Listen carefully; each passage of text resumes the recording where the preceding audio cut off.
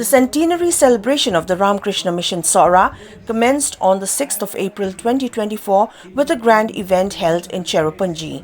The mission, which embarked on its journey in 1924 with a commitment to altruistic service and spiritual enlightenment, has solidified its place in the hearts of the people over the past century. Rooted in the profound teachings of Sri Ramakrishna and Swami Vivekananda, as well as the ideals of the Ramakrishna Math and Ramakrishna Mission, it aims to foster harmonious coexistence, boundless compassion, and unwavering devotion. The inaugural day of the centenary celebration saw the Utsav Murti being ceremoniously carried and installed on a chariot by senior monk Swami Devrajnand from Belur Math.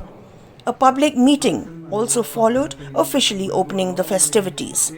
Distinguished guests in attendance included the chief guest on the occasion, Vice Chancellor of the Northeastern Hill University, Professor Prabha Shankar Shukla, the Chairperson of the Meghalaya State Commission for Women, Thailan Phanbo, special guest from Narottam Nagar, Swami Achyutashananda, and several other esteemed invitees. This place is not only known in the Meghalaya, but also known in the country and world. Like one of the biggest rainfall in this area, with the name of Cherrapunji. And I'm looking at the faces of our young generation. They are beautiful, having the good intellect and innovative mind. Ramakrishna Mission, since ages, celebrating its centenary in 100 years today, shaping the future of